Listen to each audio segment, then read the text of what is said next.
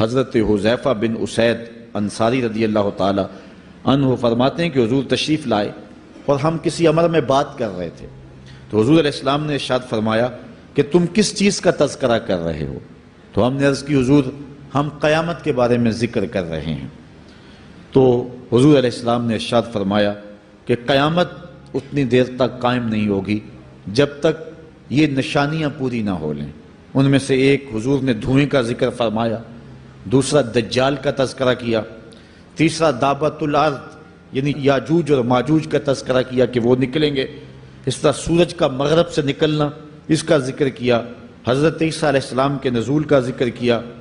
اسی طرح حضور علیہ السلام نے زمین کا 3 جگہوں سے بیٹھ جانے کا ذکر کیا، ایک مشرق میں، ایک مغرب میں اور ایک جزیرہ عرب میں، زمین دھنس جائے گی نیچے، اس کا ذکر کیا۔ اور یمن کی جانب سے ایک آگ نکلے گی جو لوگوں کو دھکیل کر کے شام کے میدان میں لے آئے گی، اس کا تذکرہ کیا۔ فرمایا جب تک یہ نشانیاں پوری نہیں ہو جاتی اتنی دیر تک قیامت قائم نہیں ہوگی۔ تو یہ قیامت کے آنے سے قبل جو ہیں وہ نشانیاں ہیں جو ظاہر ہوں گی۔ اس کے علاوہ قیامت آنے سے کچھ اس سے بھی پہلے نشانیوں کا ظہور ہوگا، جس کا ذکر حضور نبی رحمت صلی اللہ علیہ وسلم نے ارشاد فرمایا۔ حدیث جبریل اس پہ بہت معروف ہے، جس کو حضرت عمر بن خطاب رضی اللہ تعالیٰ عنہ روایت کرتے ہیں۔ آقا کریم علیہ السلام کی خدمت میں کہتے ہیں ہم حاضر تھے کہ ایک شخص آیا کہ جس کے سیاہ کالے بال تھے اور سفید رنگ کا اس نے لباس پہنا ہوا تھا، اہل مدینہ سے وہ تھا نہیں، اور اس کے چہرے پر، لباس پر، بشرے پر آثار سفر بھی ظاہر نہیں تھے۔ اگر مقامی ہوتا تو ہم جانتے ہوتے، اور اگر باہر سے آیا ہوتا تو اس کے چہرے پر، لباس پر جو ہے وہ سفر کے آثار ہوتے۔ اس زمانے میں اس طرح کے سفر تو نہیں تھے آسانی اور سہولت والے، تو جو بھی سفر کر کے دور سے آتا تو اس کا چہرہ بتاتا یہ مسافر ہے۔ تو کہا مسافر لگتا نہیں تھا اور اہل مدینہ سے تھا نہیں۔ ہم پریشان تھے کہ یہ کون ہے، لیکن وہ آیا اور حضور علیہ السلام کی خدمت میں اپنے زانو بچھا کر کے بیٹھ گیا۔ فَأَسْنَدَ رُكْبَتَيْهِ إِلَىٰ رُكْبَتَيْهِ، اپنے دونوں گھٹنے اس نے حضور علیہ السلام کے گھٹنوں سے جوڑے اور حضور کی خدمت میں یوں ادب سے بیٹھ گیا۔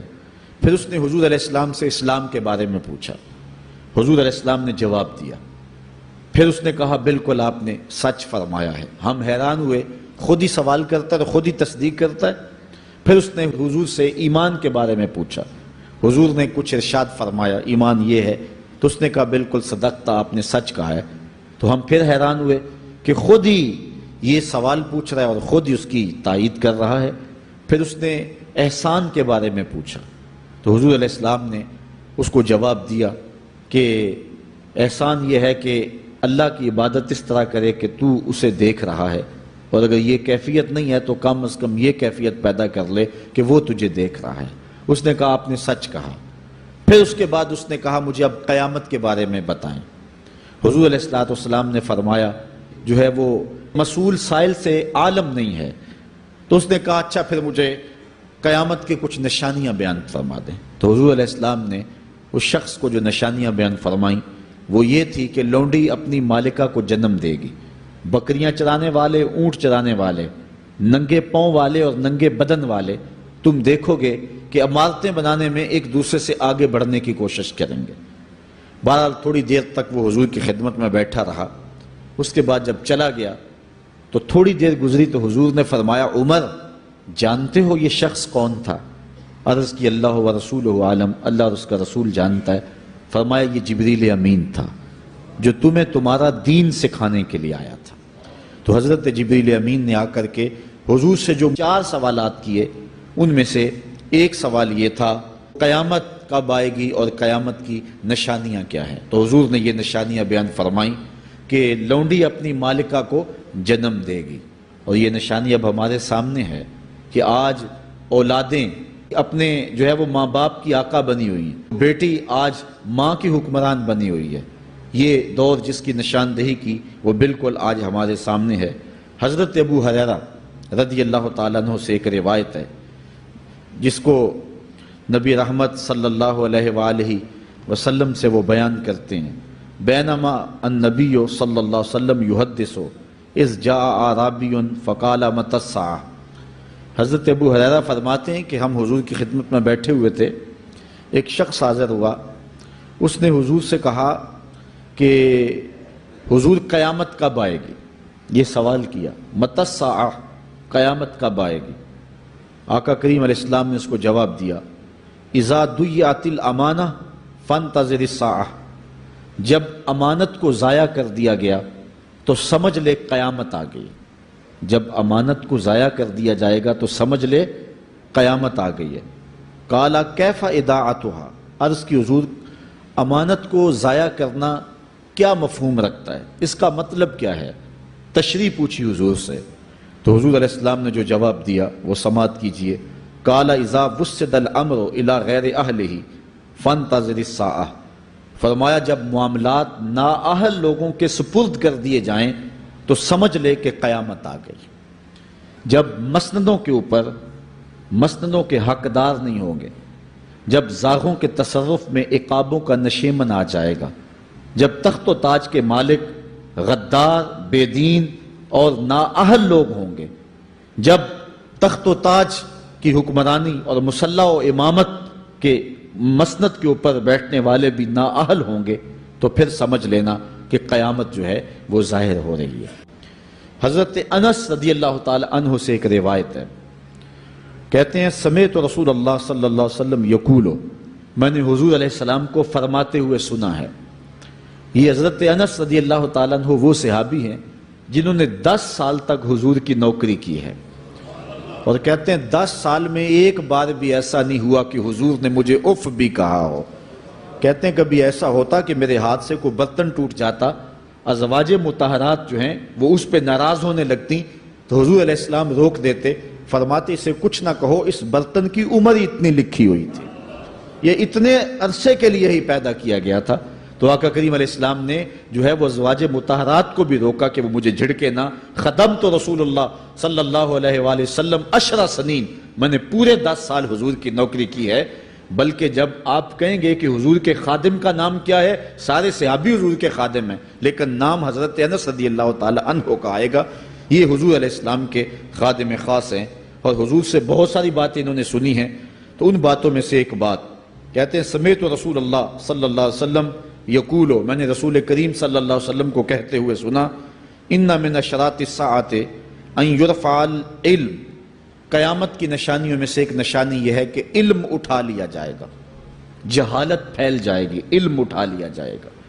آج لفظ زیادہ ہو گئے ہیں، انفارمیشن زیادہ ہو گئی ہے، لیکن جس کو علم کہا جاتا ہے، جو مومن کے سینے کا جمال اور نور ہے، آج وہ اٹھا لیا گیا ہے۔ آج لوگ کہتے ہیں جی جتنا علم آج ہے اتنا علم پہلے تو نہیں تھا۔ آج کوئی غزالی دکھاؤ، کوئی رازی دکھاؤ، کوئی رومی دکھاؤ، کوئی احمد بن حنبل جیسا شخص دکھاؤ، کوئی محمد بن حسن شیبانی جیسا شخص دکھاؤ، کوئی امام ابو حنیفہ کے نالین کی خاک جیسا شخص بھی دکھاؤ، تو یہ ایک غلط بات ہے کہ جی پہلے زمانے میں اتنا علم نہیں ہوتا تھا، اب علم بہت زیادہ ہو گیا، جی علم بہت زیادہ پھیل گیا۔ علم نہیں پھیلا ہے، یہ چند معلومات ہیں، انفارمیشن کا دور ہے، اور خبریں ہیں۔ جو علم ہے، جو کہ مومن کے سینے کا جمال ہے اور باطن کا نور ہے، جو زندگی کی راہوں کو اجالتا ہے اور زمانے کو مالک کی دہلیز کے قریب کرتا ہے اور انسان کو انسانیت سکھاتا ہے، وہ علم جو ہے وہ اٹھتا چلا جا رہا ہے۔ اور حضور سے پوچھا گیا کہ حضور علم سینوں سے اچک لیا جائے گا، سینوں سے کھینچ لیا جائے گا؟ فرمایا نہیں، علماء اٹھا لیے جائیں گے۔ جب علماء فوت ہو جائیں گے تو ان کی جگہ اس درجے کے لوگ نہیں آئیں گے، پھر زوال پذیر سلسلے ہوتے چلے جائیں گے، علم اٹھا لیا جائے گا۔ جب سینے علم سے خالی ہو جائیں گے تو پھر قیامت آ جائے گی۔ اس لیے حضور علیہ السلام کا فرمان ہے، کائنات کی ہر شے علماء کی زندگی کی دعائیں مانگتی ہے، حتی الحیتان فی البحر، یہاں تک کہ سمندروں اور دریاؤں کے اندر مچھلیاں بھی علماء کی زندگی کی دعائیں مانگتی ہیں۔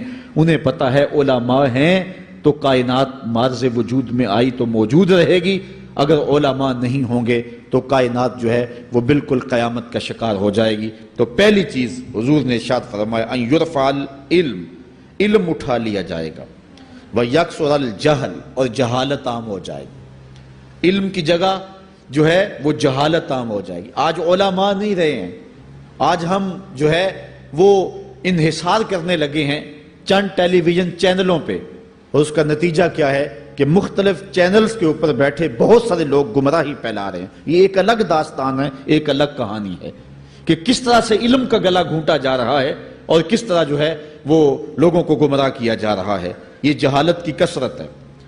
اور تیسری بات جو حضور نے ارشاد فرمائی، وَيَكْثُرَ الزِّنَا، زنا عام ہو جائے گا۔ نظر کا زنا یہ تو اس زمانے کے اندر برا رہا ہی نہیں ہے، لوگ اس میں کوئی آر ہی نہیں سمجھتے۔ کسی کی بہن اور بیٹی کو دیکھنا اور اپنی آنکھوں کو شہوات سے بھرنا، یہ بندہ محسوس ہی نہیں کرتا ہے۔